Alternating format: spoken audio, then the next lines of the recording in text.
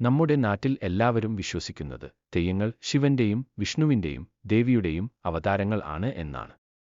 ഇന്ത്യയിൽ വേറെ എവിടെയും തെയ്യങ്ങൾ ഇല്ലാത്തത് അവർക്ക് ഈശ്വരനെപ്പറ്റി അറിയാത്തതുകൊണ്ടാണോ? എന്തുകൊണ്ടാണ് വേദങ്ങളിലും ഉപനിഷത്തുകളിലും തെയ്യത്തിനെപ്പറ്റി പറയാത്തത്?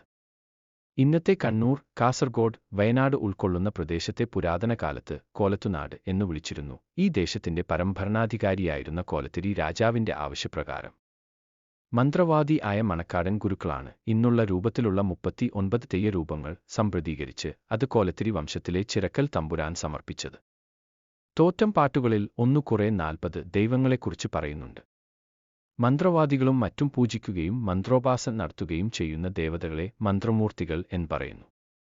ഭൈരവൻ, കുട്ടിച്ചാത്തൻ, പൊട്ടൻ തെയ്യം, ഗുളികൻ, ഉച്ചിട്ട എന്നീ ദേവതകളാണ് ഭൈരവാദി പഞ്ചമൂർത്തികൾ. മന്ത്രവാദികൾ ആഭിചാരത്തിന് ഉപയോഗിക്കുന്ന തെയ്യങ്ങൾ ആണ് ഇവ. മരിച്ച മനുഷ്യർ തെയ്യത്തിലൂടെ കെട്ടിയാടപ്പെടുന്നു. കതിവനൂർ വീരൻ, കുടിവീരൻ, പടവീരൻ, കരിന്തിരിനായർ, മുരിക്കഞ്ചേരികേളു, തച്ചോളി ഒതേനൻ, പയ്യമ്പള്ളിച്ചന്തു തുടങ്ങിയവരുടെ തെയ്യക്കോലങ്ങളുണ്ട്. പരേതരായ വീരവനിതകളും തെയ്യമായി മാറിയിട്ടുണ്ട്. മാക്കഭഗവതി, മനയിൽ ഭഗവതി, തോട്ടുകര ഭഗവതി, മുച്ചിലോട്ടു ഭഗവതി, വണ്ണാത്തി ഭഗവതി, കാപ്പാളത്തി ചാമുണ്ടി, മാണിക്യ ഭഗവതി തുടങ്ങിയ തെയ്യങ്ങൾ ഇത്തരത്തിലുള്ളവയാണ്. ദുർമൃതിയടഞ്ഞ മനുഷ്യരുടെ പേരിലുള്ള തെയ്യങ്ങളാണ്. കണ്ടനാർ കേളൻ, പെരുമ്പുഴേച്ചൻ തെയ്യം, പൊന്മലക്കാരൻ, കമ്മാരൻ തെയ്യം, പെരിയാട്ടുകണ്ടൻ, മലവീരൻ തുടങ്ങിയവ. പാമ്പുകടിയേറ്റ് തീയിൽ വീണു മരിച്ച കേളനെ വയനാട്ടുകുലവനാണ് ദൈവമാക്കി മാറ്റിയത്. ദൈവത്താൽ കൊല്ലപ്പെടുന്ന മനുഷ്യർ ദൈവമായി തീരുമെന്ന വിശ്വാസവും നിലവിലുണ്ട്. ഐതിഹ്യപ്രകാരം ഭദ്രകാളിയാൽ കൊല്ലപ്പെട്ട ചിണ്ടനെ മലവീരൻ തെയ്യമായി കെട്ടിയാടിക്കുന്നു. പുതിയ ഭഗവതിയാൽ കൊല്ലപ്പെട്ടുവെന്നു പറയപ്പെടുന്ന ചാത്തിര എന്നാണ് പാടാർകുളങ്ങര വീരൻ എന്ന തെയ്യമായത്.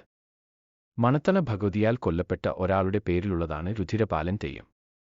വെളുത്ത ഭൂതം, കരിമ്പൂതം, ചുവന്ന ഭൂതം എന്നീ തെയ്യങ്ങളും ദുർമൃതിയടഞ്ഞ പ്രേതപിശാചുക്കളിൽ ചിലതും ഭൂതമെന്ന വിഭാഗത്തിൽ വരുന്നുണ്ട്. അണങ്ഭൂതം, കാളർഭൂതം, വട്ടിപ്പൂതം എന്നിവ അതിന് തെളിവാണ്.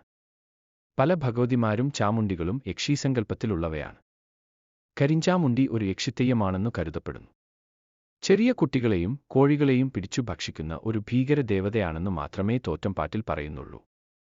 വേലന്മാർ കെട്ടിയാടാറുള്ള പുള്ളിച്ചാമുണ്ടി, വണ്ണാന്മാർ കെട്ടിയാടുന്ന കരിഞ്ചാമുണ്ടി, കരിഞ്ചാമുണ്ടിയുടെ കൂട്ടുകാരികളിലൊന്നായ പുള്ളിഭഗവതിയും യക്ഷീ സങ്കല്പത്തിലുള്ളതാണ്. കാമൻ, ഗന്ധർവൻ എന്നീ സങ്കല്പങ്ങളിലും തെയ്യങ്ങൾ ഉണ്ട്. ഇങ്ങനെയുള്ള മൂർത്തികളെ നശിപ്പിക്കുന്നവരാണ് ശിവനും വിഷ്ണുവും ദേവിയും. തെയ്യത്തെ ഉപാസിക്കുന്നവരെ ദേവനും ദേവിയും നശിപ്പിക്കും.